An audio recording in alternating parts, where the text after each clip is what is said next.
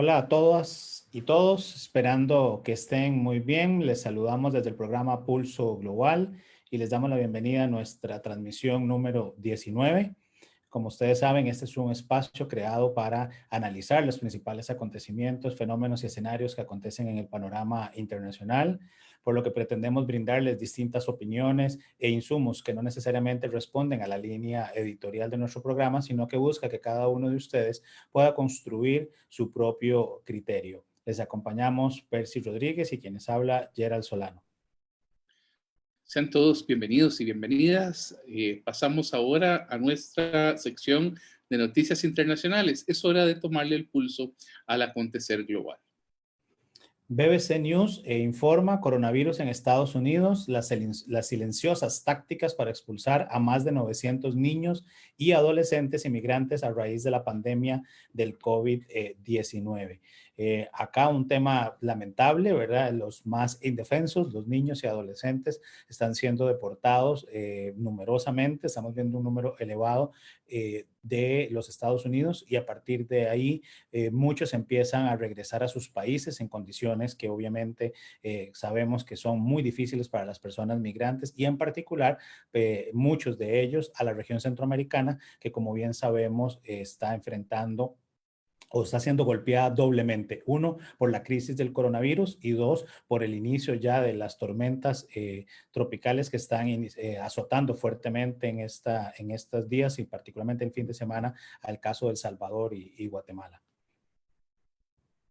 Por su parte, la agencia internacional de noticias Reuters publica: Trump impulsa solución militar mientras Estados Unidos se prepara para más protestas. Bueno, ese va a ser parte de nuestro tema de fondo y estaremos comentando esta y otras noticias que tienen que ver con ese país.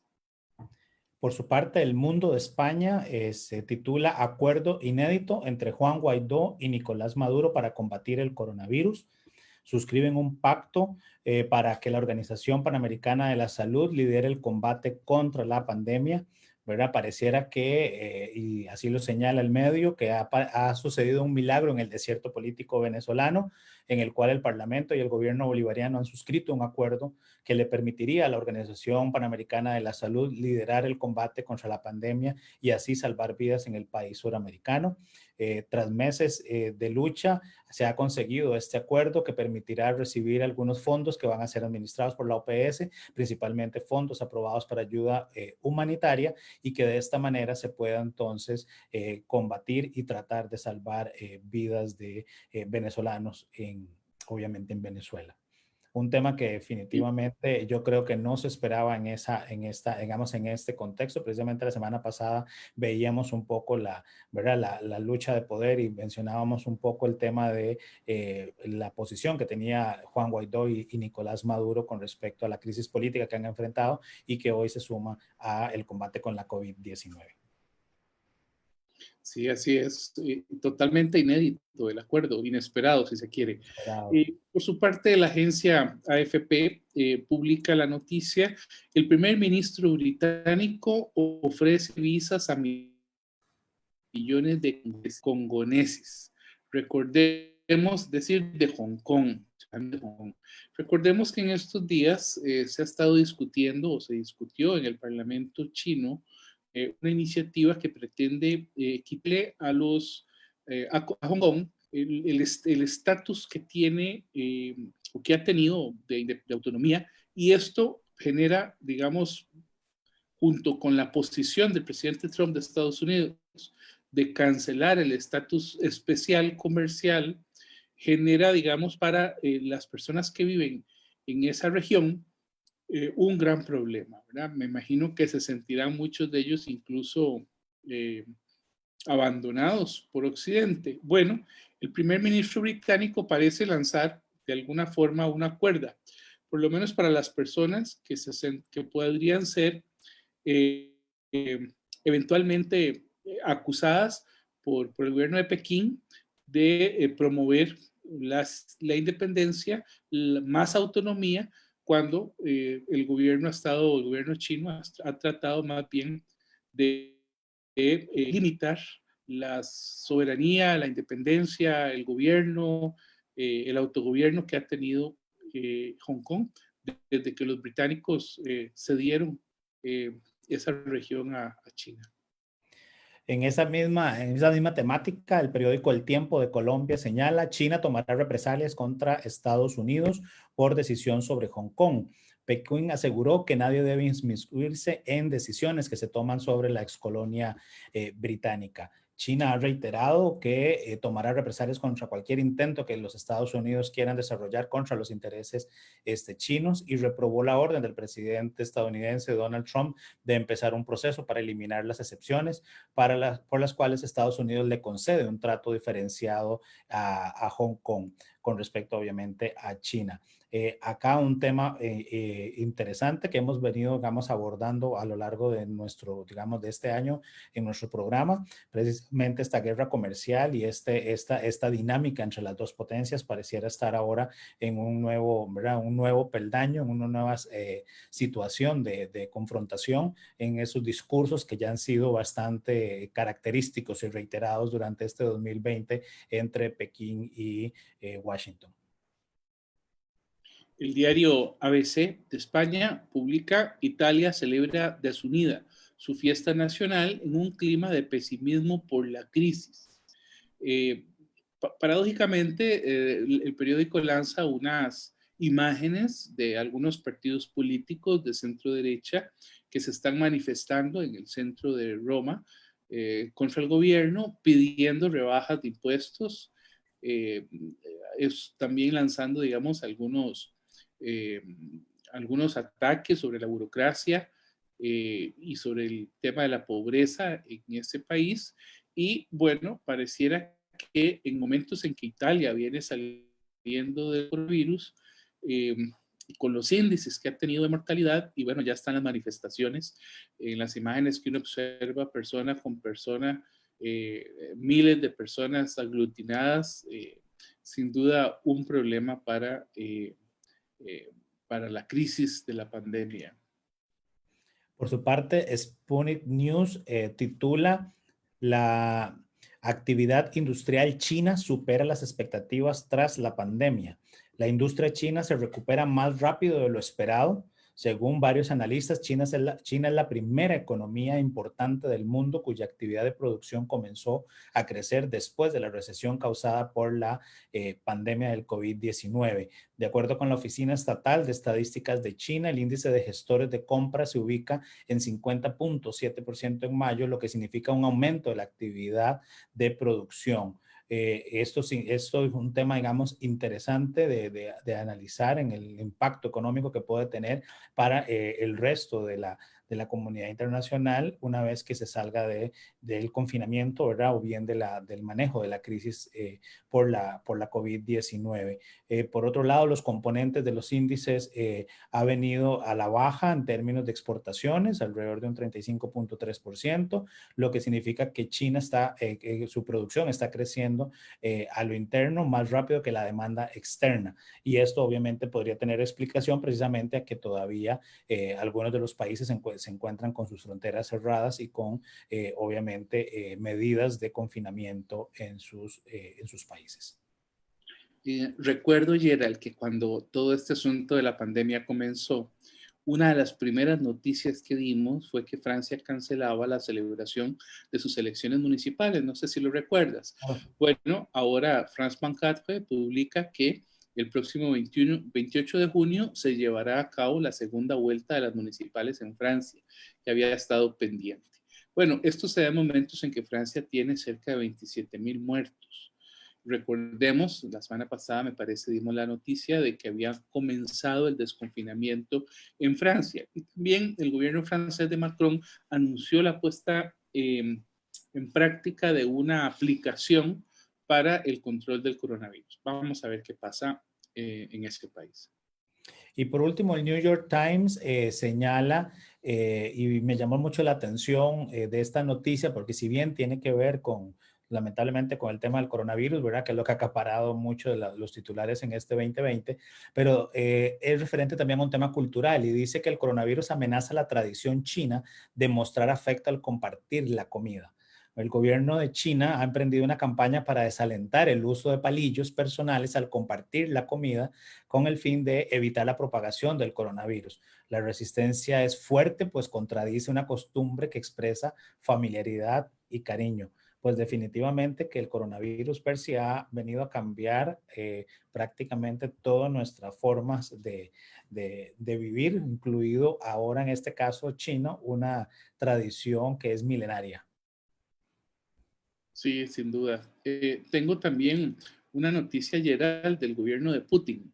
Eh, bueno, como vos bien sabés, ha hecho todo lo posible eh, este presidente por mantenerse en el poder.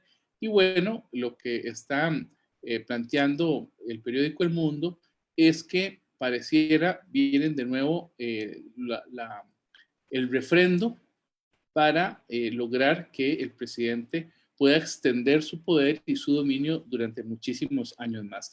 Y no quisiera, Gerard, perdón, irnos en esta primera sección sin contarte que se ha publicado la noticia de que en el Congo podría haber un rebrote de ébola.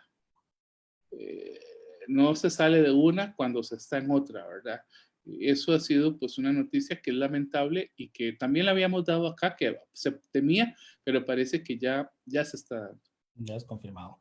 Bueno, gracias por continuar con nosotros. Continuamos con nuestra sección del personaje de la historia.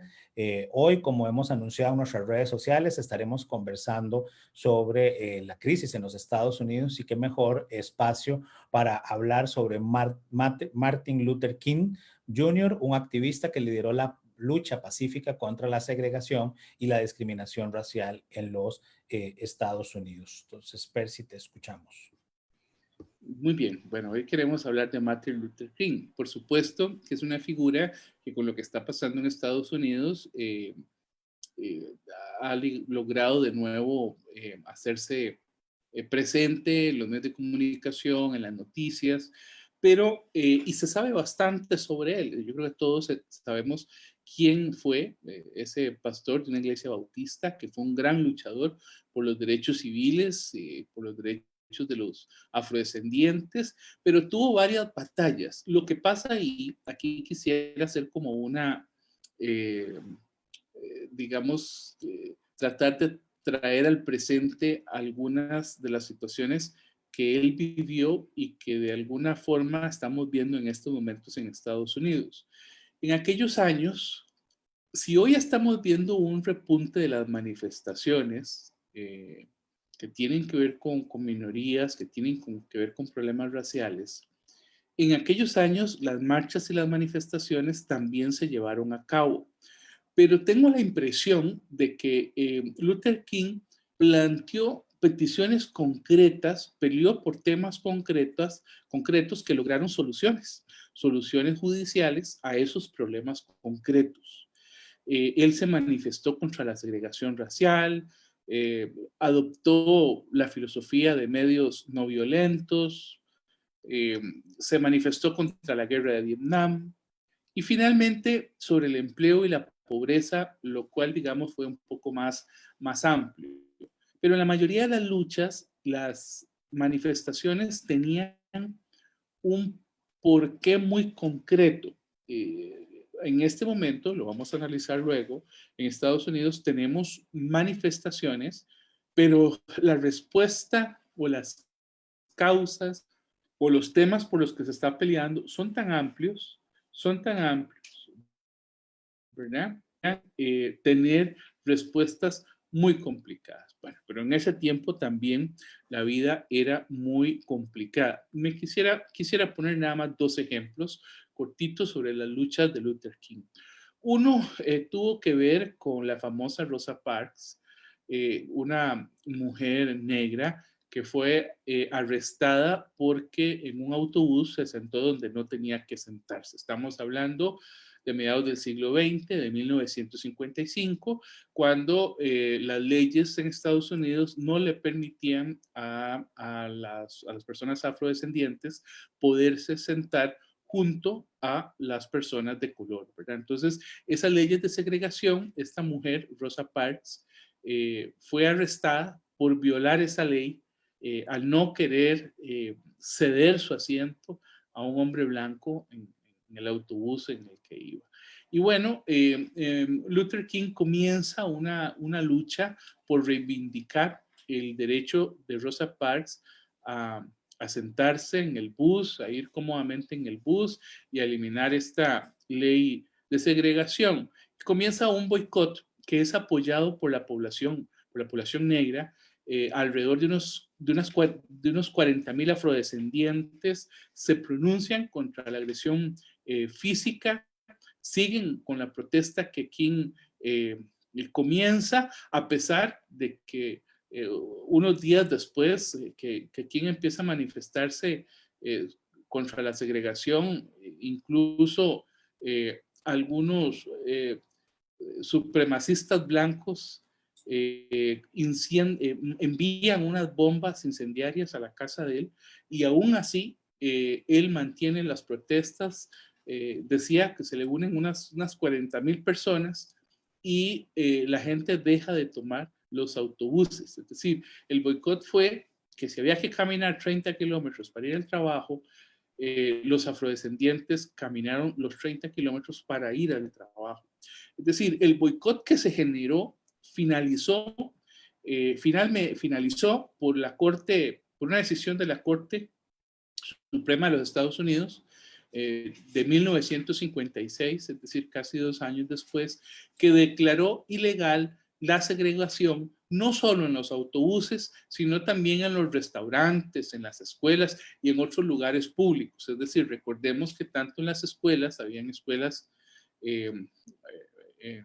para negros, escuelas para blancos, en los restaurantes habían lo mismo, pero también habían espacios en donde unos podían estar y otros no.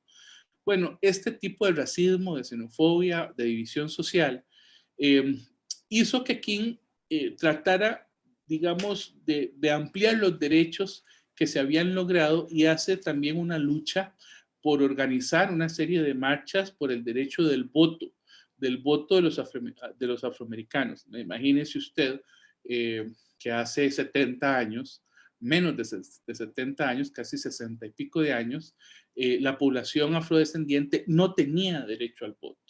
Y eso no podía ser así. Bueno, que no se extraña si en Costa Rica hace 70 años tampoco las mujeres votaban. Era parte de la lucha que históricamente se ha hecho por los derechos civiles, que ahora llamamos en parte derechos humanos, derechos políticos, derechos sociales. Luther King lucha por estas marchas de voto, las une con los derechos al trabajo y con otros, digamos, derechos básicos de las personas, y finalmente en el año 1964 el Acta de Derechos Civiles le da la razón, ¿verdad? Y el acta de voto de 1965 le permite a los afroamericanos votar. La lucha no fue fácil para King, ¿verdad? Él había estado incluso en la cárcel de Birmingham, donde había escrito un ensayo que le gustó mucho, ni más ni menos que a Kennedy, que era candidato en ese momento por el Partido Demócrata.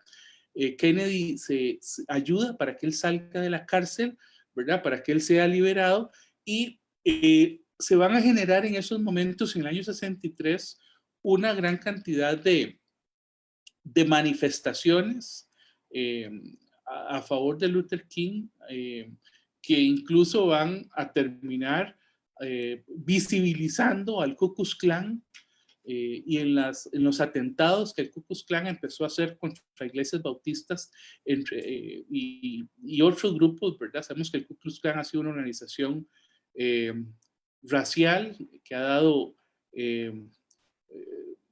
digamos, que ha generado terrorismo contra los afrodescendientes, afroamericanos, y bueno, finalmente eso hizo que en el año 63 dimitiera un alcalde, los policías fueran relevados, y bueno, eso generó una afluencia en la reputación de Luther King, pero que logró algunos en algunas marchas, como la de Washington, al final lo que él estaba planteando, él lo fue logrando poco a poco, ¿verdad? Cuando luchó por los derechos, por la segregación en autobuses, etcétera, lo logró.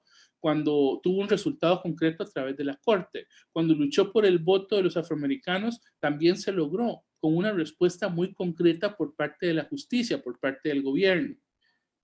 Finalmente, como todos ustedes saben, pues él fue asesinado en 1968 y eso ocasionó las grandes manifestaciones de miles de personas en muchísimas de las ciudades de Estados Unidos, haciendo un reclamo generalizado contra esa muerte que fue una muerte de odio, ¿verdad? Una muerte que todavía no están claras las condiciones, aunque hay una persona que se sabe que fue el homicida, por lo menos que lo dice ser, o lo dijo ser, pero todavía falta mucho camino por reivindicar a Luther King. Gracias por continuar con nosotros, llevándole el pulso a los acontecimientos globales, y con este preámbulo referente a Martin Luther King vamos a dar inicio a nuestro tercer bloque, el cual hemos denominado hoy del confinamiento a las calles, crisis en los Estados Unidos. Y precisamente quisiera iniciar la conversación hoy a partir, digamos, de esto que estabas señalando, ¿verdad? Es decir, históricamente los Estados Unidos han sido una sociedad bastante fraccionada, ¿verdad? Una sociedad que a nivel social, que a nivel político y que a nivel, digamos, económico ha marcado diferencias muy profundas, muy definitivamente orientadas a esa división que existe dentro de los grupos étnicos blancos, dentro de los indígenas, dentro de los hispanos y obviamente de los afroamericanos y afrodescendientes, y que particularmente es un poco el panorama que ha venido lamentablemente a llevarnos a situaciones a lo largo, digamos, de la misma historia de los Estados Unidos, donde hay que enfrentar situaciones como las que viven hoy en día los Estados Unidos y los estadounidenses. O sea, estamos hablando de que hemos encontrado población migrante, población hispana, pero también estamos encontrando ya personas, ¿verdad? Hijos de afrodescendientes, hijos de hispanos que han nacido en los Estados Unidos, que ya son ciudadanos estadounidenses, pero que aún así enfrentan esa gran brecha en términos sociales, en términos de las oportunidades de acceso de trabajo, y que incluso ya viendo algunas de las manifestaciones lleva hasta cuestionar ese famoso sueño americano, ¿verdad? O sea, muchos de sus padres migraron para darles mejores condiciones de vida, mejores oportunidades, pero empezamos a encontrar situaciones que van marcando la violencia, que van marcando esa discriminación, y que si bien es cierto, tal vez hoy no encontramos como en el tiempo de Luther King una segregación en términos de si pueden o no sentarse en un autobús o abordar o no un autobús, sí vemos cómo definitivamente las oportunidades de acceso a salud, las oportunidades de acceso a construir y tener sus mejores negocios también se han visto limitadas, y lamentablemente muchos de estos casos por decisiones que tienen claramente un sesgo, digamos, xenofóbico, ¿verdad? Por, en este caso, tema étnico. Sí, yo agregaría lo que estás diciendo, que además de ser un caso de acceso, es un problema de exceso. Es decir, las comunidades afrodescendientes en Estados Unidos han venido por muchísimos años sintiéndose de alguna manera vigiladas por la policía con un exceso de eh, actividades de la policía en donde ellos han venido con una percepción y han venido quejándose de que son en muchas ocasiones detenidos, de que son hostigados, de que están sufriendo una vigilancia policial.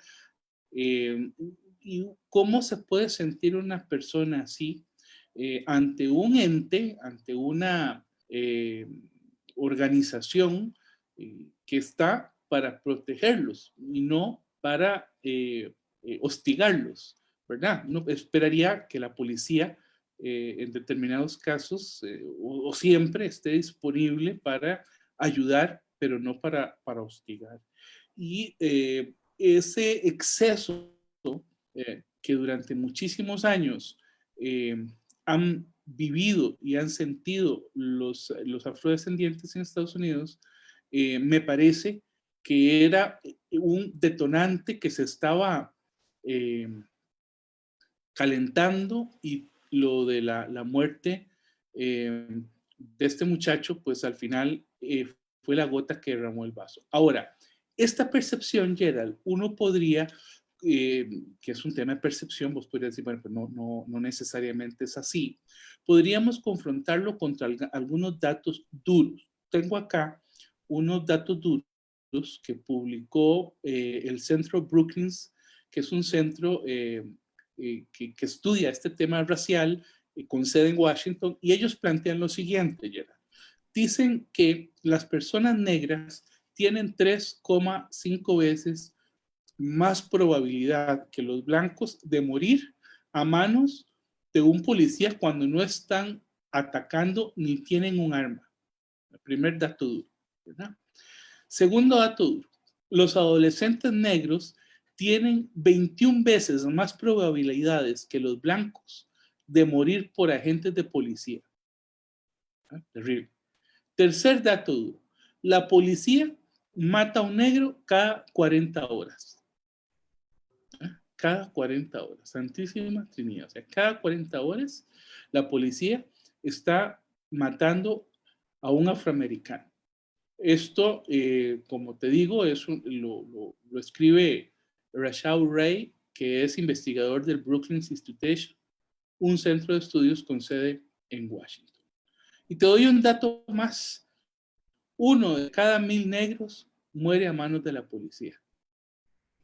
Entonces, casi que ahí podríamos decir, Percy, que definitivamente no es un tema de percepción, ¿verdad? Es decir, definitivamente hay, digamos, un sustento para el sentimiento, ¿verdad?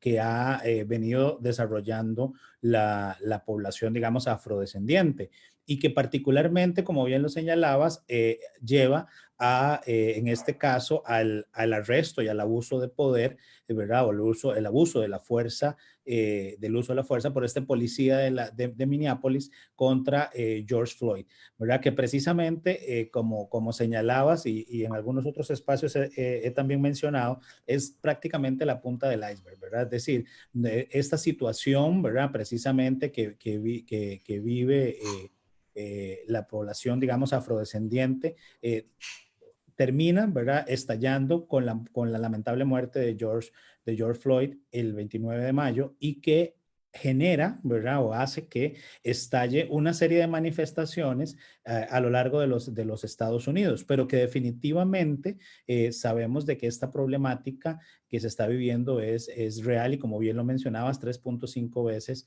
de más, digamos, de probabilidad. Incluso hay casos que ya se han venido documentando de personas que han dicho que sencillamente ven a una persona negra caminando en un parque y sencillamente llaman a la policía diciendo que van a ser abusados o que van a ser asaltados, etcétera. Es decir, se ha ido construyendo también a lo largo de la sociedad norteamericana esa percepción, ¿verdad? Como mencionabas, de que digamos, los grupos afrodescendientes son, ¿verdad?, sinónimo de criminales, son sinónimo de violadores, son sinónimo, ¿verdad?, de toda la problemática, digamos, social. Y el problema es que esto precisamente pasa también a casos que se han venido documentando de abuso o brutalidad, digamos, de la policía a la hora de enfrentarse a, particularmente, digamos, a los afroamericanos. Pero aquí, digamos, Percy, hay un tema también importante tal vez a señalar, y es que, y por eso decía que el caso de George Floyd es la punta, digamos, del iceberg, porque el presidente Trump no es el primer presidente que tiene que enfrentar manifestaciones o situaciones de este tipo, ¿verdad?, por problemática de abuso digamos, de autoridad o abuso de poder por parte, digamos, de la policía, ¿verdad? Pareciera que ya todas las administraciones anteriores, ¿verdad?, Clinton lo hizo en su momento, incluso tuvo hasta una reunión con la mayoría de los líderes afroamericanos, ¿verdad? Para buscar la forma de resolver la problemática, que ¿verdad? Lo hizo también en su momento George Bush padre, y así, digamos, los presidentes han tenido que enfrentarlo. Pero creo que aquí hay un elemento que tal vez es importante señalar, y es que, y por eso titulábamos este programa del confinamiento a las calles. Y creo que también hay un tema que a mí me ha llamado mucho la atención en estas manifestaciones en particular, y es ver la cantidad también de personas, digamos, blancas apoyando las manifestaciones, ¿verdad? A las personas afroamericanas. Y creo que el tema de estar confinados también a una parte importante de los Estados Unidos les ha hecho de alguna manera ser empáticos, ¿verdad? O sea, es decir, de ver que realmente en este barco, ¿verdad? Que llamamos humanidad, estamos todos.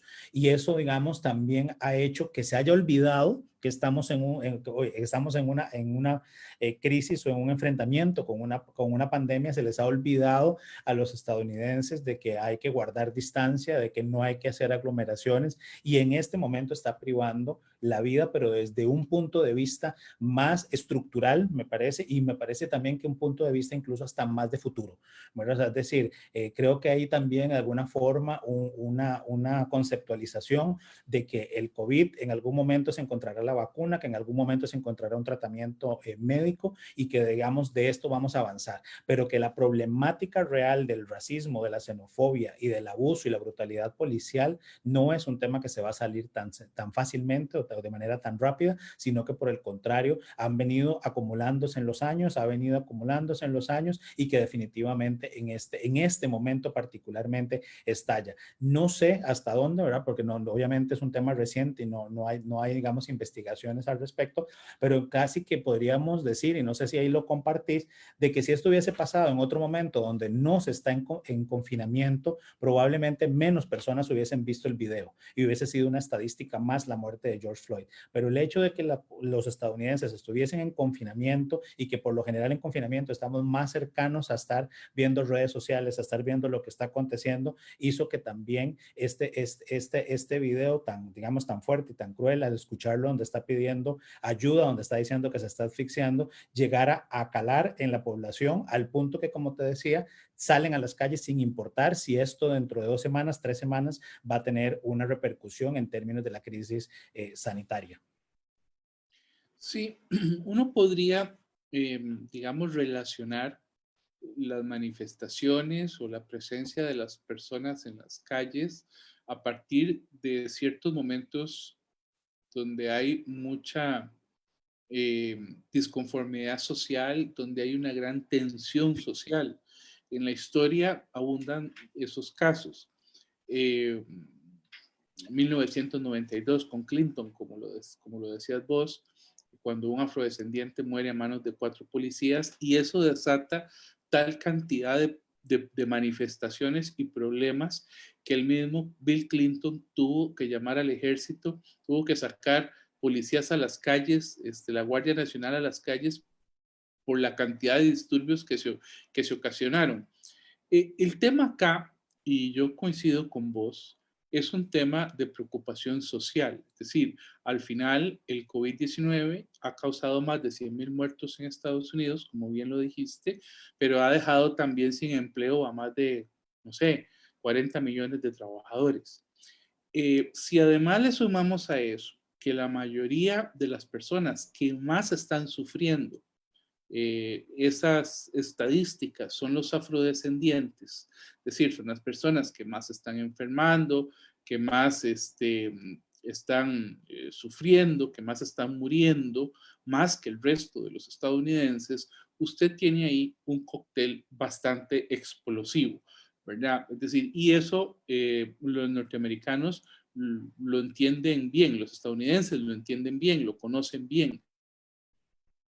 Son los afrodescendientes los que manejan los autobuses, muchos son asistentes sanitarios, son empleados en tiendas, han venido por generaciones teniendo problemas sociales, con poca calidad en el empleo, con trabajos muy deficientes. Esto lo dicen los mismos diarios estadounidenses.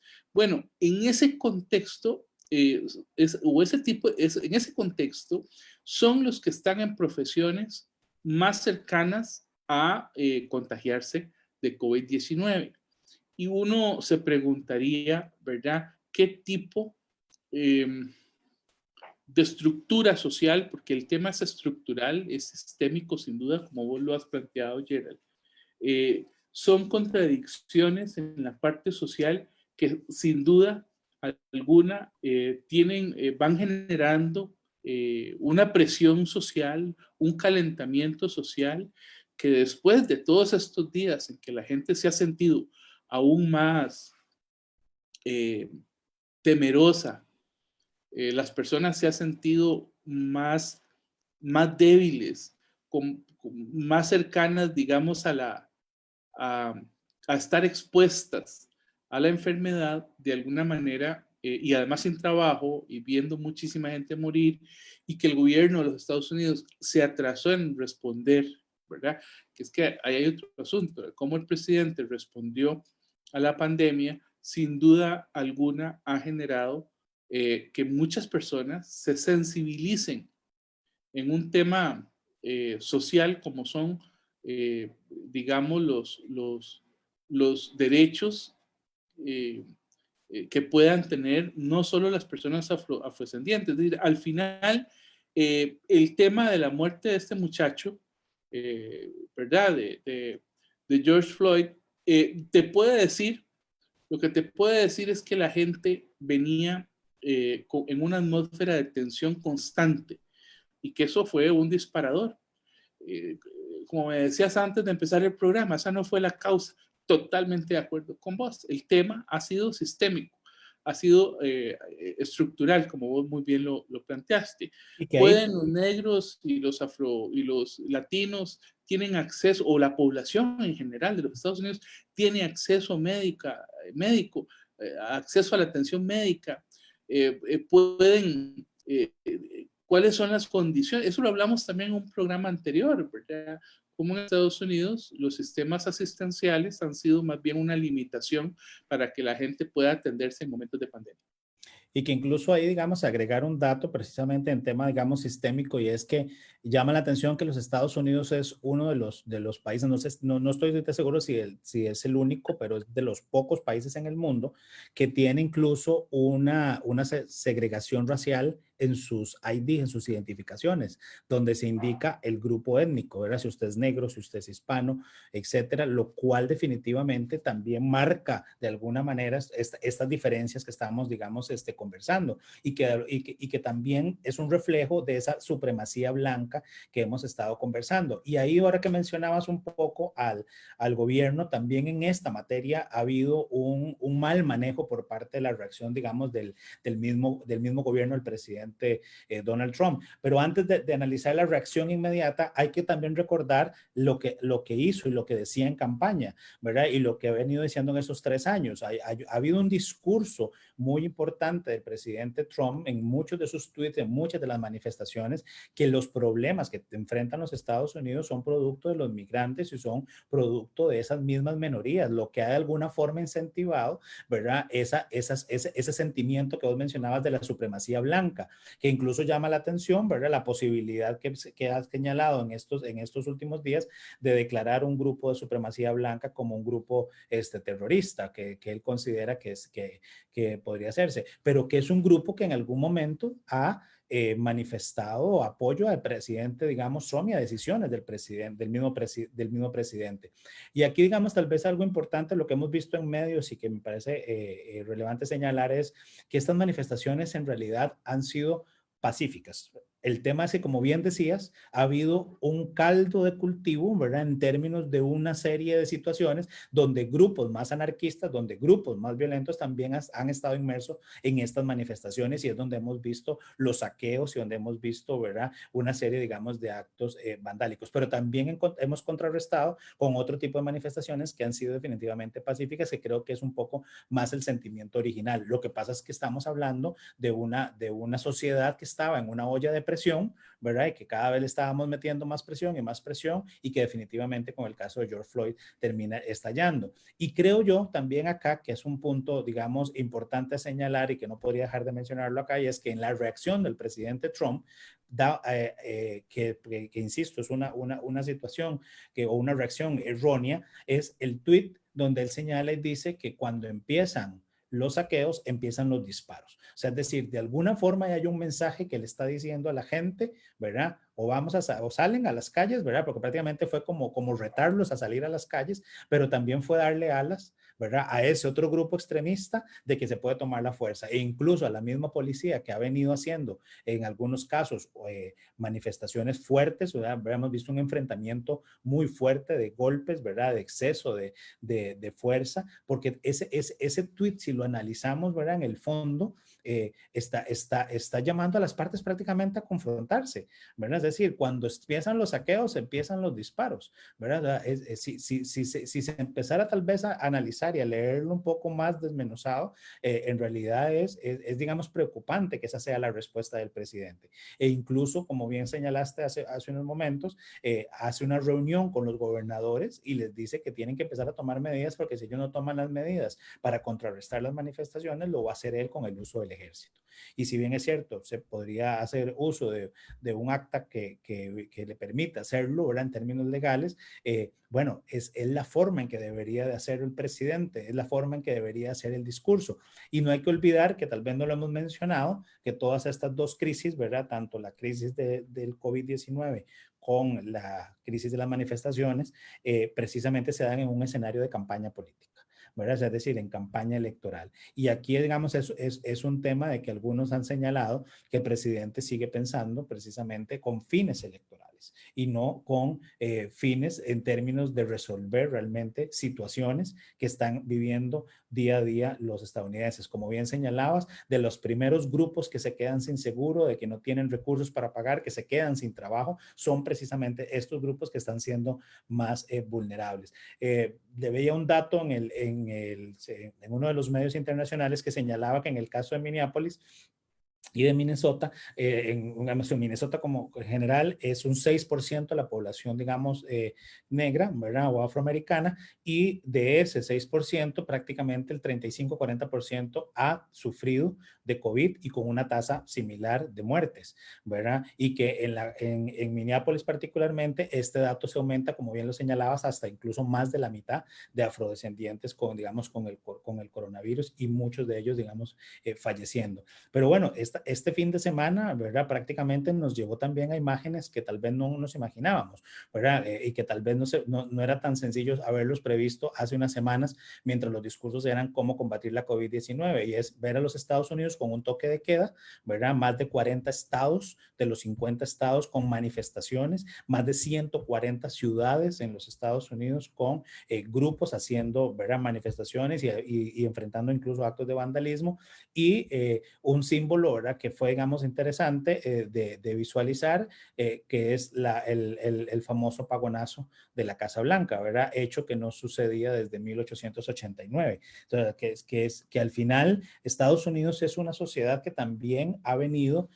reflejando de alguna manera o tiene cierto simbolismo que refleja su poderío, y ver esa Casa Blanca, digamos, apagada, ver, digamos, el fuego cruzado, ver los gases lacrimógenos, no pareciera digamos, la imagen de la democracia, ¿verdad? O del sistema que ha venido llevando la estabilidad. Incluso por ahí en otro medio señalaban, Percy, que, que este tipo de manifestaciones se esperaban más bien en Venezuela para quitar a Maduro, y no en los Estados Unidos, ¿verdad? Haciéndole reproches, digamos, al presidente para que tome, digamos, decisiones. Pero ahí encontramos, insisto, ¿verdad? Hay un tema electoral, dos discursos muy diferentes. El discurso del presidente Trump, ¿verdad? Un discurso que ha sido y que fue un poco más incluso confrontativo, más de usar la fuerza para controlar las manifestaciones, y el discurso que ha hecho Joe Biden, ¿verdad? Que precisamente hacía hoy temprano, donde él dice que la presidencia es importante, no por la persona, no por él, digamos, en este caso como candidato, sino por cada uno de los ciudadanos, sino por ellos como nación. Y que en medio de una situación de temor, en medio de una situación, digamos, compleja, el llamado tiene que ser más bien a la unidad. Y ahí, digamos, hay un tema que me parece importante. Ahora en una de las imágenes que hemos compartido lo veíamos, y es que parte de la policía en algunos de los estados incluso no ha ido a reprimir a los manifestantes, sino que se han unido a las manifestaciones, ¿verdad? Vimos por ahí, no sé si vos viste en el fin de semana la imagen de la policía en Florida, si mal no recuerdo, en Miami, donde estaban todos, digamos, puestos de rodillas y en una posición, digamos, de respeto, ¿verdad?, hacia la situación, porque efectivamente acá estamos en una confrontación entre la forma en que el presidente Trump ha manejado las dos crisis, digamos, más fuertes que está enfrentando este año y la forma en que la misma sociedad también está esperando una respuesta. Lo que sí ha llamado, digamos, la atención es precisamente el silencio de los mismos senadores y de las mismas cámaras del Congreso de los Estados Unidos. Sí, hago eco de lo que planteaba sobre que nos encontramos con dos crisis en medio de una elección el próximo 3 de noviembre. En una encuesta que publicó ayer, me parece, el Washington Post y la cadena ABC, ellos hacen una encuesta y plantean unos números que dan una diferencia de 10 puntos porcentuales entre Biden y Trump. Ponen a Biden por encima de Trump con un 53% de intención de voto sobre un 43%. Son 10 puntos. Recordemos que hace 2 meses, cuando estaba iniciando la crisis, apenas se hablaba de una diferencia de 2 puntos, pero con Trump arriba, ¿verdad? Siempre me pareció, en algún momento lo conversamos, que el coronavirus podía acabar con la popularidad de Trump. Lo que jamás me imaginé fue que él se mantuviera en las encuestas y que más bien fuera su reacción de militarizar esta situación social de las manifestaciones, este tema de los disturbios raciales tras la muerte de George Floyd, pero jamás se hubieran imaginado que esa respuesta generara una reacción en los votantes. Lo que pasa es que Trump sigue teniendo bases sólidas, Gerard. Por ejemplo, en esa misma encuesta se dice que de la gente que tiene la intención de ir a votar, es decir, no cómo votaría, sino los que realmente van a ir a votar, esa distancia se acorta de un 51% a un 46%. Es decir, se acorta de 10 a 5 puntos. ¿Eso qué significa? Bueno, significa que la gente que iría a votar es más fiel a Trump que otra cosa. Es decir, la gente, la base electoral de Trump sigue siendo muy sólida y tiene intenciones de ir a votar. Otro número que esa encuesta da tiene que ver con la aprobación de su gobierno. Es decir, Trump todavía mantiene un 45% de aprobación. Eso es muy alto. Es decir, hay un 53% que desaprueba su gobierno, pero todavía mantiene un 45% de las personas entrevistadas que dicen que sí lo aprueban. Yo comparto con vos que, Gerald, que definitivamente la respuesta de la Casa Blanca ha sido pésima, ha sido una mezcla inflamable, escuchaba yo por ahí ese término, ha sido lanzar más aceite, más gasolina al fuego, ha sido, si se quiere, dividir a la sociedad estadounidense. Ahora bien, ya está dividida, eso ha generado por todo el país, la confrontación social, la gente está llamando a la resistencia, a no respetar los toques de queda, la gente está dispuesta a enfrentar a la Guardia Nacional, la está enfrentando al no respetar los toques de queda. Hemos visto en las nacionales y en redes sociales imágenes impresionantes de donde se golpean unos y otros, en donde la policía lanza los carros contra la gente, en donde ha sido terrible. Uno se preguntaría ¿por qué el presidente no tomó otra acción? Es decir, los disturbios del 68, por ejemplo, del 63, incluso los del 92, los gobiernos de Estados Unidos tomaron una posición más de, bueno, hay que barbas en remojo, se le pidió la renuncia a las personas que tenían que renunciar, se enjuició a las personas que había que enjuiciar, pero en este caso uno no lo ha visto. Uno no ve, por ejemplo, que al guardia que, que le puso el pie y que lo mató técnicamente, ¿verdad? Por cierto, que esa es otra noticia que salió hoy, ¿verdad? Que él La muere autopsia de la familia. La por autopsia una de la familia confirma que es por asfixia. Exactamente. Y aquí uno se pregunta qué va a pasar con él, por qué no se enjuician a los otros policías que están ahí, que ya las cortes nos dirán si son culpables o no, pero por qué se ha actuado con tan poca mano dura.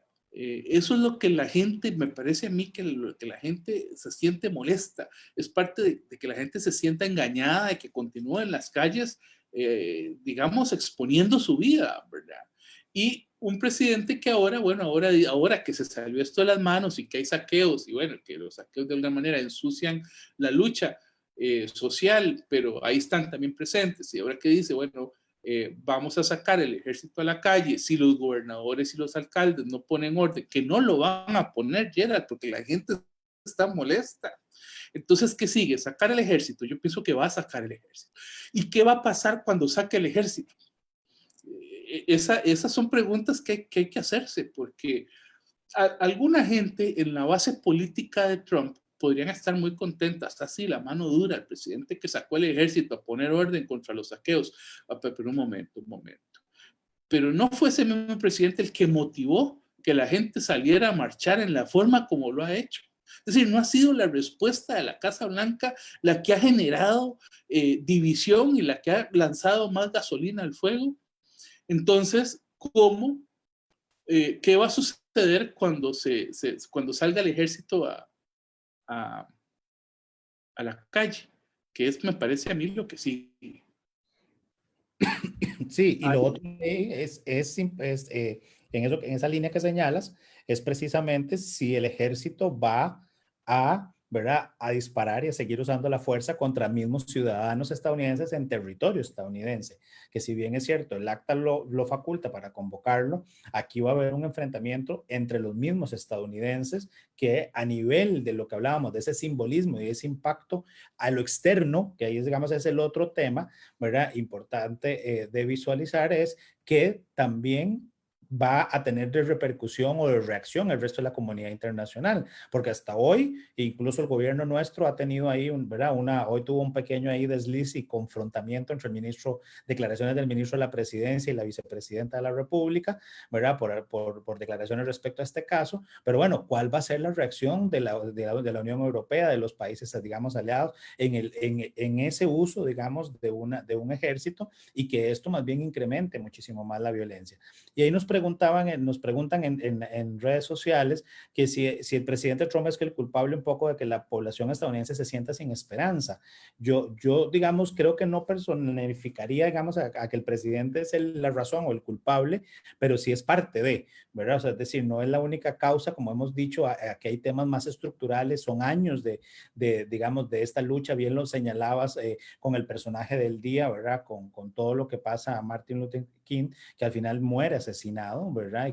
Y que es de alguna forma una muestra de que la lucha de las minorías por alcanzar igualdad y derechos no es, digamos, sencillo de alcanzar, no es un tema que ya con el voto o ya con la eliminación de la ley de segregación ya automáticamente se había alcanzado la igualdad, que hoy lo estamos viendo exactamente con lo mismo. No es solo el discurso del presidente, no es solo la reacción que tenga la Casa Blanca, sino es que hay temas, digamos, de fondo importantes que no están siendo, digamos, resueltas y que no están siendo, digamos, evidenciadas. Y aquí hay un tema, digamos, particular, que es precisamente que esta brutalidad o este exceso de la fuerza que utiliza la policía, de alguna forma se ha venido viendo institucionalizada. Es decir, y vos señalabas, ¿por qué no están los otros policías, digamos, presos o no van a ser, digamos, no están siendo juzgados? Bueno, eso es parte de los reclamos que se están haciendo, porque pareciera entonces que queda esa sensación en los grupos minoritarios, particularmente afrodescendientes,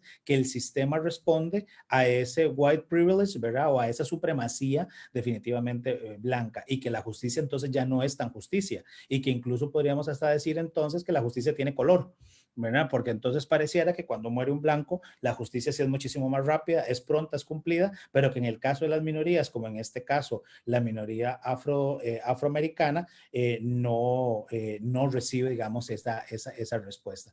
Yo, y quería, digamos, tal vez señalar ayer, no sé si vos tuviste en algún momento en el día posibilidad de ver el hermano de uno de los hermanos de George Floyd, visitó el lugar donde, digamos, murió, donde, digamos, hay vigilias y hay varias, digamos, personas, y él precisamente hacía un llamado tal vez a eso que vos estabas mencionando con las estadísticas.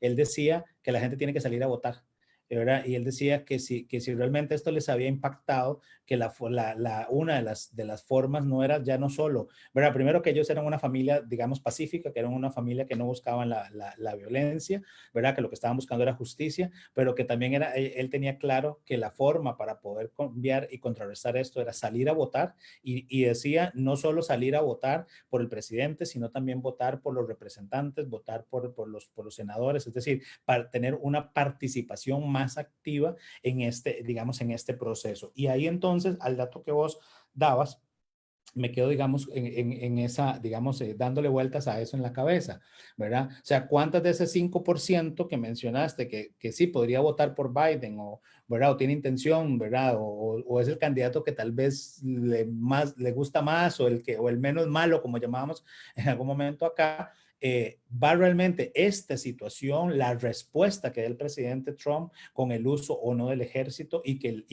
el convocar el acta y llevar el ejército a las calles incremente más bien los enfrentamientos y la violencia, sea el detonante para que esos grupos que históricamente no salen a votar, en esta ocasión sí lo hagan. No sé si a votar por el presidente Trump o a votar por Biden, pero sí, digamos, que incremente la participación. Está pasando en un momento, vamos a ver, en un momento importante, un momento coyunturalmente complejo, pero todavía faltan meses, ¿verdad? Es decir, ¿qué tanto este tema va a aguantar hasta noviembre para que realmente sea la motivación que, así como masivamente salieron a manifestarse, salgan definitivamente a participar en las urnas? Y ahí traigo un poco la noticia de la semana pasada, que se retomó otra vez ayer y hoy, y eran las posibilidades o las preocupaciones sobre algún tema electoral, ¿verdad? Es decir, que el presidente Trump tome alguna decisión en términos de el proceso electoral en noviembre. Definitivamente habrá que tomarle el pulso a esta situación. Lo que sí me parece, Percy, ahí no sé si coincides, es que no son los Estados Unidos que históricamente uno digamos, visto, que ha leído, ¿verdad? Pareciera que el presidente Trump ha hecho de la división que ya existía, de las heridas que ya existía, que sean ahora más profundas y que estén todavía más marcadas, y creo que hasta más presentes en la misma sociedad estadounidense. Mira, cuando uno ve al presidente con una Biblia en la mano, el presidente de Estados Unidos, dirigiéndose a la población, haciendo uso, digamos, de lo moral, de lo religioso, no sé qué decir. Eso a mí no me parece. Entonces, me parece que son prácticas que no deben utilizarse. Dejan que decir. Pero además, cuando por un lado tenés una Biblia, por otro lado decís que vas a usar el ejército, que ante ante los saqueos, los tiroteos, y empezás a dar una serie de manifestaciones en términos de división, en un presidente que se ha tratado en reaccionar, en poner el Estado al servicio de las personas, en darle confianza a la gente y decirle que, mire, esto, vamos a enjuiciar a las personas que están detrás de esto, vamos a pedir a los fiscales que hagan su trabajo, que se revise el trabajo que han venido haciendo los policías. Porque con este tema de la desigualdad, que no solo son los afrodescendientes, sino también los latinos. Ve el caso del periodista de CNN que lo arrestan, está transmitiendo en vivo y lo arrestan, ¿verdad? Un latino descendiente colombiano, lo arrestan a él y arrestan al camarógrafo que es salvadoreño o de ascendencia salvadoreña, pero no arrestan al guardaespaldas blanco ni arrestan al productor que también es blanco. Es decir, ¿qué está pasando ahí? En vivo y directo lo vimos. Entonces uno podría pensar que este tema de la pobreza, que este tema de la desigualdad, tanto los latinos como los afrodescendientes son los más propensos a ir a la cárcel. Es decir, tienen una tasa mayor que los blancos y que otras comunidades. En el caso de la educación, también hay diferencias importantes en la calidad de la educación que reciben. Para no hablar del tema de ingresos, que ya sabemos cómo se comporta. Esto, de alguna manera, lo que vos decías, tenés razón. La culpa no es del presidente, aunque ha ayudado bastante a que los ánimos se caldeen. Pero el tema es sistémico, es estructural, es decir, uno no podría pensar que con los datos duros que hemos revisado a lo largo del programa, solo sea un policía o unos cuantos ahí, las manzanas podridas, o sea, parece que no. Pareciera que esto es un problema estructural más amplio, ¿verdad? Que el tema es más pesado, que lo que está viviendo Estados Unidos pareciera que se venía sondeando. Ahora, vos planteabas sobre qué va a pasar con otros gobiernos. Y yo también agregaría eso, Gerald, ¿qué va a pasar con otras sociedades? Es decir, si aquí vamos a ver algún tipo de efecto dominó, como el que pensamos ver en las primaveras árabes allá en el 2010, ¿verdad? Que después de Túnez, siguió Libia, y siguió Egipto, y siguió Yemen, y siguieron las monarquías árabes, ¿verdad? Hubo pues un calentamiento general, porque en este momento, además de las ciudades de Estados Unidos, hay manifestaciones de las personas en Ámsterdam, en Toronto, en Sydney, en París e incluso en Berlín, ¿verdad? Son manifestaciones pacíficas que se están llevando a cabo en el mundo, pero que te dicen que las cosas del sistema desigual que se ha vivido, que vive Estados Unidos y que vive el mundo, pareciera que tiene que ser cuestionado una vez más. Si ese sistema divide la riqueza, permite la justicia y limita la desigualdad, son las preguntas que me parece que están detrás de las manifestaciones sociales que hemos visto en estos días en Estados Unidos. Pero bueno, hemos llegado al final de nuestro programa semanal Pulso Global, un espacio creado para analizar los principales fenómenos y escenarios del acontecer y el panorama internacional. Bueno, muchísimas gracias a todos. Nos vemos la próxima semana. Agradecemos a nuestros patrocinadores, InRed Consulting, Iskandar Group y a Gráfica Creativa por su apoyo para que este espacio sea una realidad. Le agradecemos a nuestra productora ejecutiva Gabriela Navarro, a Marcela Lang en la difusión en redes sociales y al equipo técnico. Que tengan una buena semana. Nos vemos de hoy en 8 con una sorpresa muy especial. Perdón, Gerald, que me amplíe, y es la presencia de Manuel Alcántara Sáenz, ni más ni menos que el politólogo, el gran politólogo de la Universidad de Salamanca, que nos va a acompañar en nuestro próximo programa hablando sobre las élites políticas en América Latina. Pasen bien. Muy buenas noches a todos, nos vemos la próxima semana.